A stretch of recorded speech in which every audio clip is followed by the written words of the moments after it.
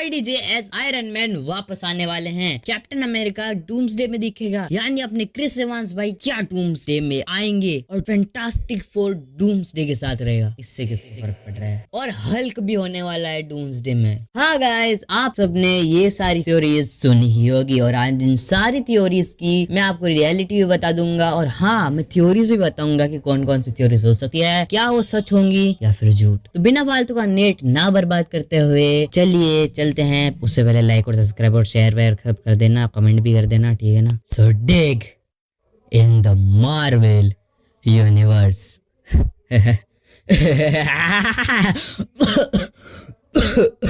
Sorry.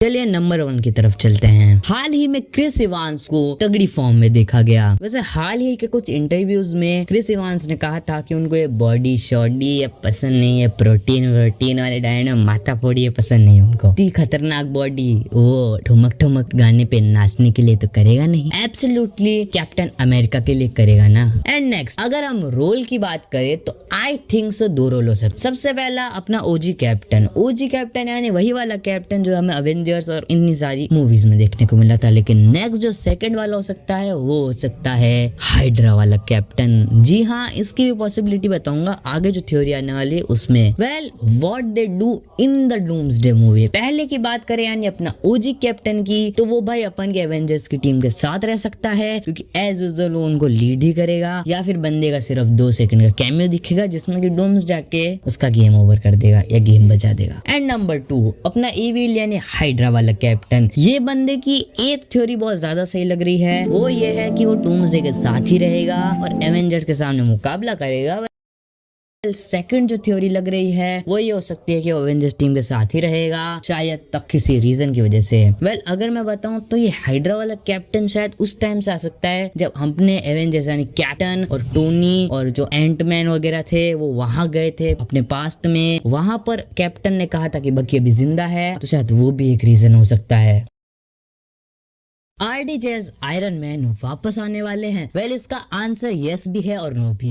अगर हम possibilities की बात करें तो वो कुछ ये हो सकती है। सबसे पहला जो सबसे ज्यादा अच्छी थ्योरी लग रही है मुझे वो ये हो सकती है कि आयरन मैन जो है वो डूम्सडे को हरा के ही वापस थैनोस को मारने आया होगा और वो सारी चीज लोकी की वजह से हुई होगी। लोकी टाइम हेस्ट करके पास्ट में जाएगा या फिर दूसरे यूनिवर्स में जाएगा और अपने आयरन बाबा को यहाँ लेके आएगा डूम को मारने के लिए, जिससे कि आयरन मैन डूम्सडे को हराएगा एंड देन वापस आएगा यहीं पर ही और फिर यहाँ पर आके वो थैनोस की पोंगी बजा देगा, जिससे कि at the end iron man खत्म ही हो जाएगा। बट हाँ, रिटर्न हो सकता है इस थ्योरी के मुताबिक। थ्योरी मैंने नहीं बनाई है, ये थ्योरी है बेज़ैक भाई की। तो भाई को जाके सब्सक्राइब भी कर लेना और हाँ, डिस्क्रिप्शन में लिंक है तो तुम जाके देख सकते हो।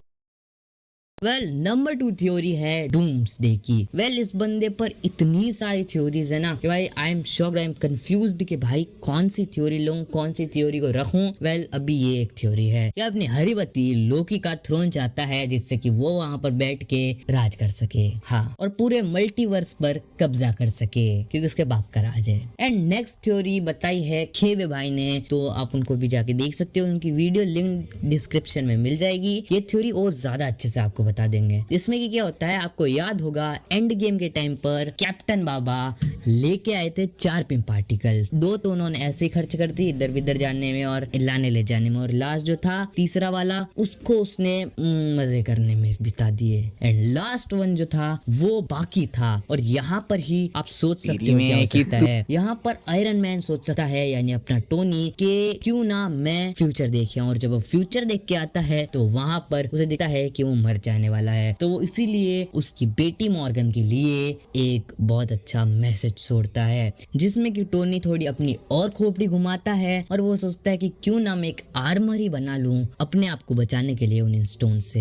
एंड गेस व्हाट, वो यही करता है एंड वो स्नैप के बाद भी बच जाता है और डॉक्टर स्ट्रेंज सही निकलता है, कमीना। क्योंकि वो बच चुका था तो अब वो करप्ट बन जाता है जैसा कि डॉक्टर स्ट्रेंज ने सोचा था। फिर वो अपनी जो टाइमलाइन थी, उसकी खुद की टाइमलाइन जिसमें वो रह रहा था, उसको सबसे बड़ा समझने लगता है। धीरे धीरे करके वो मल्टीवर्स को कब्जा में करने लगता है, जिससे कि एज यूजुअल करप्ट बनता है, पावरफुल भी बनता है। वेल अभी भी एक क्वेश्चन आता है कि आखिर डॉक्टर डूम का ओरिजिन क्या होगा। मैंने इस पर शॉर्ट्स भी डाली हुई है, तो तुम वो भी जाके देख सकते हो, वो ज्यादा फनी थी और अच्छी थी। अगर मैं तुम्हें शुरुआत से बताऊं तो है ये पार्ट कि डूम एक लेटवेरिया नाम के देश से आता था। देन उसकी जो माँ थी वो एक विच थी जिसका कि नाम गिप्सी था, जो कि विच थी और उसने अपनी जो सोल है वो एक शैतान को दान कर दी। और जो उसके पापा थे उनका तो पहले से गेम उड़ा हुआ था। देन फिर वो अपनी माँ के मैजिक के दम पर और अपने बाप के साइंस के दम पर दोनों चीजों का मिक्सचर और उस्ताद और मसीहा कुछ भी कह लो वो बन जाता है। एंड देन एज यूजुअल के अंदर गुस्सा सब कुछ ऐसा भरा हुआ था और ज्यादा क्रूर और ऐसा वैसा बनने लगता है।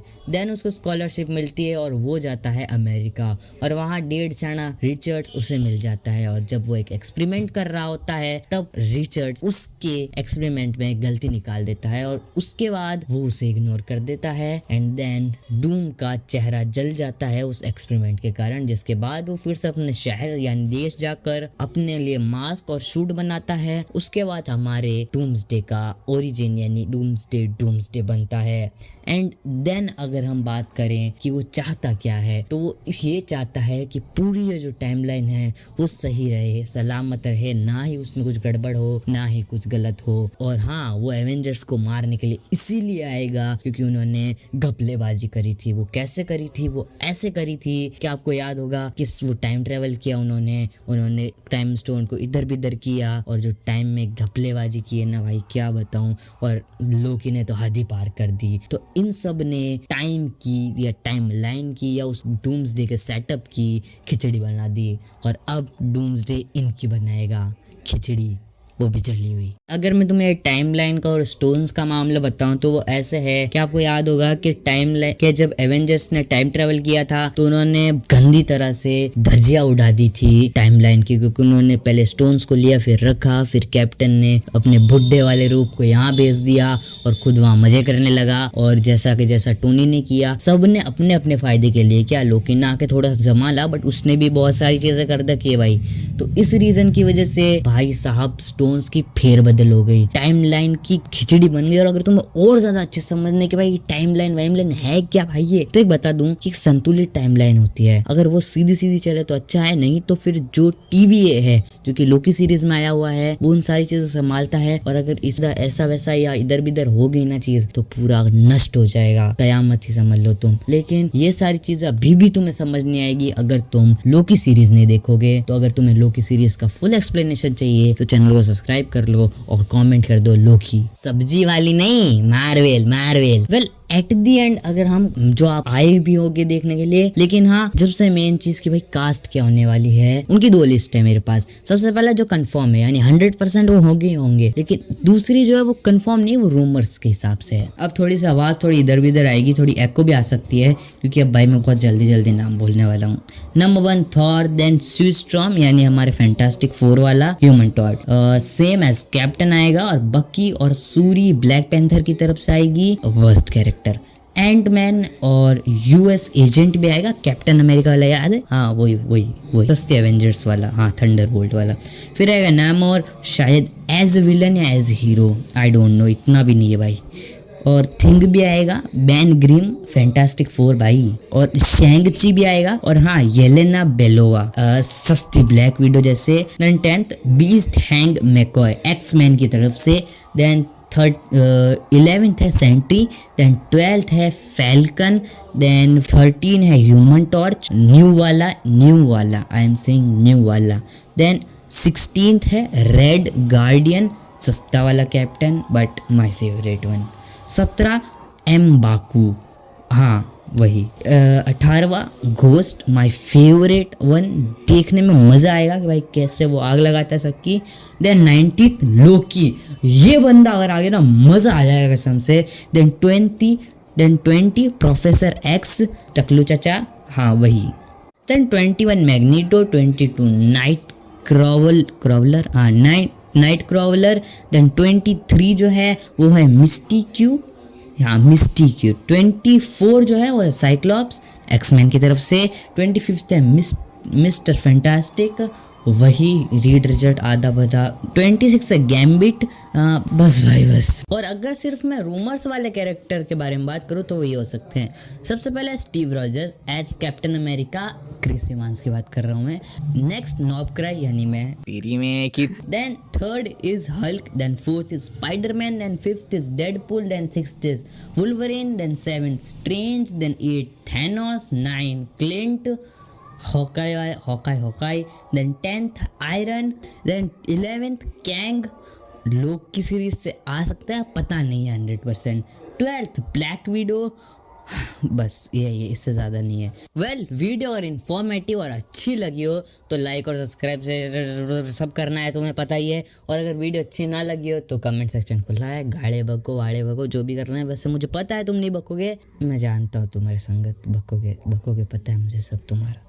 और हाँ अगर बक ही रहे हो तो ये भी बता देना कि भाई कौन सी नेक्स्ट वीडियो लाऊं तुम्हारे लिए, कि अगर तुम्हें लोकी सीरीज़ पर एक्सप्लेनेशन चाहिए वो ले दूंगा, अगर तुम्हें ये चाहिए कि भाई और बताओ मैं रूमर्स और अपडेट्स मार्वेल या फिर डूम्सडे के बारे में तो वो लेके आ जाऊंगा। और अगर एवेंजर्स ज़ॉम्बी जो सीरीज़ आने वाली है उस पर अगर तुम्हें एक्सप्लेनेशन चाहिए, पूरी वीडियो चाहिए कि भाई क्या हुआ क्या नहीं हुआ, बता दूंगा, कमेंट कर देना तुम बस। और सुपरमैन DCEU वाला अगर उस मूवी की एक्सप्लेनेशन चाहिए वो भी है, और अगर F1 वो चाहिए तो वो भी मैं बता दूंगा। वैसे एक और अच्छी एक्सप्लेनेशन मूवी आई हुई है, वो है स्माइल, इतना डराइएगा। और हाँ मेरे फनी जोक्स पे तुम ऐसा देंगे तो जाके देख लेना चुपचाप, ज़्यादा देख लेना चुपचाप जाके।